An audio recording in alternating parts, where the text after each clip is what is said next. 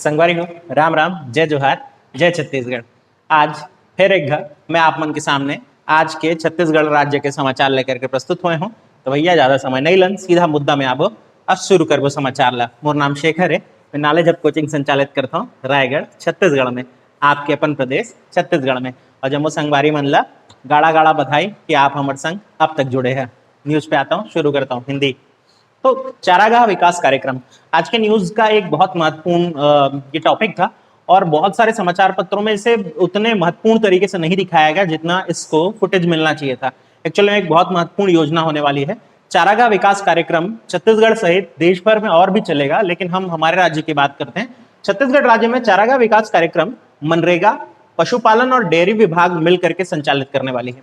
अब इसमें होगा क्या? जाहिर सी बात है, हरे चारे या जिसको कहते हैं पशु चारा, उसके लिए ऑफिशियल खेती करने के लिए लोगों को जमीन वितरित की जाएगी या संसाधन वितरित किए जाएंगे। तो ऐसे किसान जो इस तरह की खेती करने में रुचि रखते हैं उन्हें चुना जाएगा और उनके माध्यम से ये कृषि करवाई जाएगी।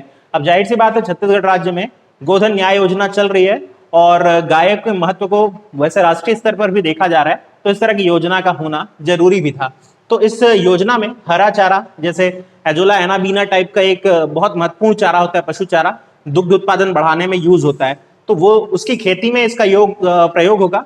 इसमें क्या किया जाएगा? ग्राम पंचायत के आधार पर ऐसे कृषक जो इस तरह की खेती करने के लिए इंटरेस्टेड हैं उनको चुना जाएगा और 3 साल के कॉन्ट्रैक्ट बेसिस पर उनको ये काम दिया जाएगा।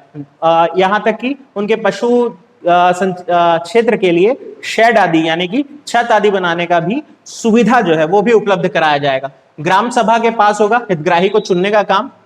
शुरुआत में आकांक्षी जिला यानी वो जिले जिन पे नीति आयोग ज्यादा ध्यान दे रहा है डेवलपमेंट के लिए, अभी हाल फिलहाल में आपने छत्तीसगढ़ के आकांक्षी जिले में बीजापुर को टॉप करते हुए देखा था, तो वैसे ही आकांक्षी जिलों में 100 ग्राम पंचायत को शुरुआती लेवल पे चुना जा रहा है, जहां 3 वर्ष के लिए ये योजना चलेगी।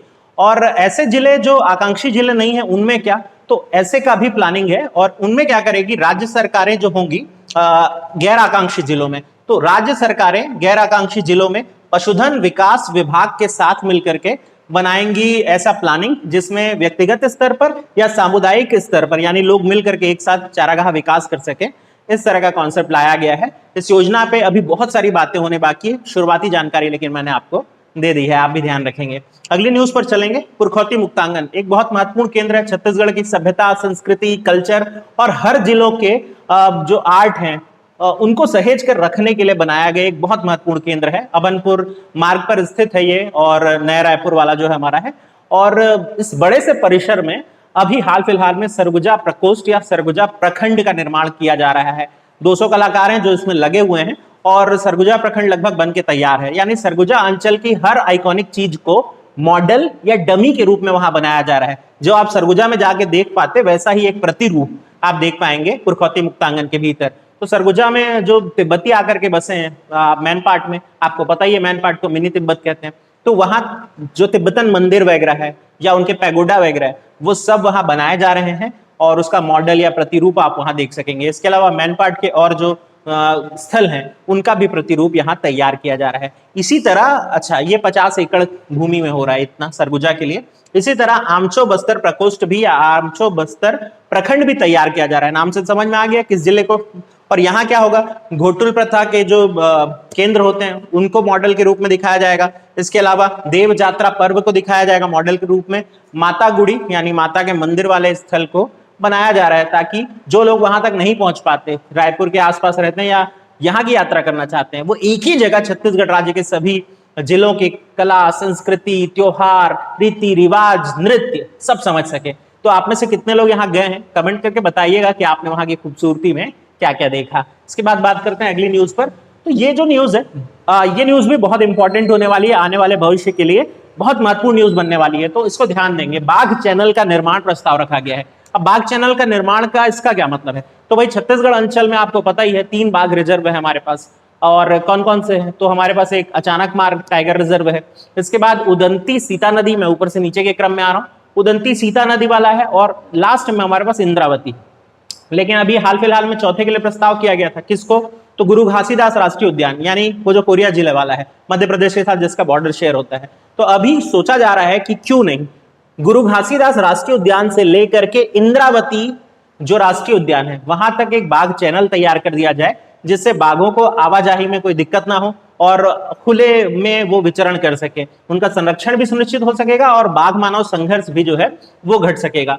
ऐसा करने के पीछे रीजन ये है क्योंकि छत्तीसगढ़ के जो लगे हुए राज्य हैं, पहले समझ लेते हैं इसको बहुत आसानी से। मध्य प्रदेश सीमा लगाता है, महाराष्ट्र सीमा लगाता है, और आपको पता ही है कि मध्य प्रदेश टाइगर स्टेट है और महाराष्ट्र में भी बड़ी तेजी से अभी बाघों की संख्या बढ़ी है। तो हमारा यहाँ जो अच्छा, एक बार पता है आपको भोरमदेव को भी बनाने का प्रस्ताव आया था, भोरमदेव अभ्यारण्य को टाइगर रिजर्व बनाए, हालांकि ये ठंडे बस्ते में चला गया। लेकिन वो क्यों बना रहे थे पता है? वो इसलिए बना रहे थे क्योंकि महाराष्ट्र के बाघ राजनांदगांव के रास्ते होते हुए भोरमदेव अभ्यारण्य यानी कवर्धा होते हुए और फिर ऊपर की तरफ इंद्रावती जो गुरु घासीदास राष्ट्रीय पार्क है, माफी चाहूंगा, गुरु घासीदास राष्ट्रीय पार्क, वहां तक के लिए सफर करते थे। और फिर एमपी में संजय गांधी वाले, तो ये जो उनका पाथ है ये पूरे देश में सबसे बड़ा बाघ कॉरिडोर माना जाता है। तो भाई उसी को संरक्षित सुरक्षित करने के लिए ये बाघ चैनल बनाने का प्रस्ताव है। इस चैनल को जब बनाया जाएगा तो इसकी बसाहट या इसके मार्ग में आने वाले जितने भी और गांव वगैरह हैं उनको विस्थापित करके दूसरे जगह रखा जाएगा, ताकि बाघों को आने जाने विचरण करने के लिए एक सुविधाजनक रास्ता मिल सके। उम्मीद करता हूँ न्यूज पूरी डिटेल में समझ में आ गई होगी। तो भाई क्वालिटी मेंटेन करिए आप भी, और हम तो कोशिश कर ही रहे हैं। अच्छा, अगली न्यूज पे आते हैं। अच्छा, ये बहुत सारे लोग मिस कर गए हैं लेकिन मैं नहीं, तो मैं आपको जरूर बताऊंगा, याद कर लेंगे अच्छे से। नेय सॉफ्टवेयर, नेय सॉफ्टवेयर। तो भाई अब तक क्या होता है, सॉफ्टवेयर में जब टाइपिंग की बात आती है तो आप हिंदी में टाइप करते हैं, इंग्लिश में टाइप करते हैं और बाकी दुनिया की दूसरी भाषा जानते होंगे। तो छत्तीसगढ़ अंचल में अब गोंडी के लिए ऑफिशियल सॉफ्टवेयर बन गया है। अब गोंडी की भी लिपि में टाइपिंग हो सकेगी और इसी के लिए नया सॉफ्टवेयर विकसित हुआ है, यानी ये गोंडी लिपि का सॉफ्टवेयर है। तो भाई इसकी जो बनाने का काम जो किया है वो दो लोगों ने मिलकर किया है। तिरुमला विष्णु पद्दा करके एक व्यक्ति हैं जो कि इस भाषा के जानकार है गोंडी के, और उसके अलावा विपिन भगत जो कि कंप्यूटर के जानकार हैं। इन दोनों ने मिलकर के इस सॉफ्टवेयर को विकसित किया है। अब इस सॉफ्टवेयर से पहला अक्षर टंकित करके यानी टाइपिंग करके 9 अगस्त को समर्पित कर दिया गया राज्य के नाम। अब इससे फायदा क्या होगा, गोंडी के जो तमाम साहित्य हैं वो उसी भाषा में उसी लिपि में संरक्षित किए जा सकेंगे, टाइपिंग करके उसकी कॉपी बना करके रखी जा सकेगी। कितनी अच्छी पहल है, तो आप भी ध्यान रखेंगे। सॉफ्टवेयर का नाम है नेय और गोंडी लिपि के लिए ऑफिशियल पहला सॉफ्टवेयर राज्य को समर्पित कर दिया गया है। इसमें एक स्कूल की भी भूमिका रही। वो स्कूल जो है कोंडागांव का है, जंगो रायतर स्कूल, यानी अगर आपसे पूछे कि ये कहाँ समर्पित किया गया तो कोंडागांव में, ये याद रख लेंगे। इसके बाद बात करते हैं अगली न्यूज पे। तो ये न्यूज क्या है, इस तरह से कि गरियाबंद जिले के जो पर्यटन के बारे में जानकारी दी हुई। अभी एक तो सावन वाला समय गया, अब भादो आ गया, खैर। तो भाई बहुत सारे लोग ना स्थानीय जलप्रपात की तरफ बिल्कुल दौड़ रहे हैं। तो वहां जलप्रपातों की एक सूची मिली मुझे गरियाबंद की, तो मैं आपसे शेयर कर दे रहा हूँ। वैसे मैं पहले भी इस पे बताया था, पर अगर आप अभी देख रहे हैं तो अभी नोट कर लीजिए। तो एक है बूढ़ा राजा जलप्रपात, हो सकता है प्रश्न पूछ दे, छत्तीसगढ़ पीएससी की आदत है नए नए जलप्रपात पूछता है। तो बूढ़ा राजा जलप्रपात, इसके अलावा गोडेना जलप्रपात है, बोतल धारा जलप्रपात है, शेष सागर और देवधरा। तो ये वो सारे जलप्रपात हैं जो मैनपुर तहसील और उसके आसपास के क्षेत्रों में मौजूद हैं। और अगर आपको भी समय मिले तो कभी जाइए और भाई देख करके आइए, या आप बताइए कि कितनों का आपने देख रखा है। अब बात करते हैं एक और ऐसे ही जलप्रपात की और ऐसी नदी की जो वहां के लोग हैं वो तो जानते ही हैं, लेकिन मुझे पता है कि छत्तीसगढ़ अंचल में ऐसे ऐसे प्रश्न आ रहे हैं आजकल जिसको आप सुने नहीं रहते हैं टाइप। तो वैसे ही एक नाम, 8 दाहरा नदी या 8 दहरा नदी। अब ये धमतरी जिले में प्रवाहित होने वाली एक स्थानीय नदी है। और होता है भाई, आपको लोकल नदी का नाम पूछ देता है। पता है आपको, एक नदी का नाम एक बार पूछा था कि छत्तीसगढ़ में किस अंचल में कुकुर नदी बहती है। अच्छा, जितने लोग को उत्तर पता है नीचे कमेंट बॉक्स में बताइए, और नहीं पता तो कल के वीडियो में सुनने का तैयार रहिएगा, बाकी खोज लीजिएगा। तो बात करते हैं 8 दहरा जलप्रपात। तो भाई ये इसी नाम की नदी बनाती है, इसलिए हमने इसका नामकरण 8 दहरा जलप्रपात के रूप में देखा। तो धमतरी में नगरी जो क्षेत्र है वहां से बुराई मार्ग पर यह जलप्रपात स्थित है, काफी स्थानीय है, इसलिए अभी तक वहां की पहचान जो है वो ज्यादा पर्यटन केंद्र के रूप में विकसित नहीं हो पाई है। लेकिन you never know, Chhattisgarh PSC कुछ भी कर सकती है। इसके बाद बात करेंगे एक और पर्यटन केंद्र की। तो आज समाचार पत्रों में ये जो जगह है उसके बारे में प्रमुखता से छापा था। ताता पानी गर्म पानी का कुंड जो है, जिला बलरामपुर जाना पड़ेगा, कुछ बलरामपुर से 13-14 किलोमीटर की दूरी पर यह कुंड पड़ता है और गर्म पानी का झरना है। मैं आपको कल झरना और जलप्रपात समझाया था। जमीन फोड़ करके निकले तो झरना, ऊपर से गिरे तो जलप्रपात। बस ये जमीन फोड़ करके निकलने वाला, ऊपर से गर्म पानी नहीं गिरना होता है। उम्मीद है अंतर समझ में आ रहा होगा। तो भाई गर्म पानी का एक सोता है या एक झरना है जहां जमीन के भीतर से गर्म पानी लगातार निकल रहा है। और ऐसे कुंड भारत में और बहुत सारे जगह है, लेकिन हमारे यहाँ इसलिए ज्यादा इंपॉर्टेंट है। इतना गर्म पानी रहता है कि लोग यहाँ चावल उबाल लेते हैं, अंडा उबाल लेते हैं, आलू लेकर के पहुंच जाते हैं उबालने।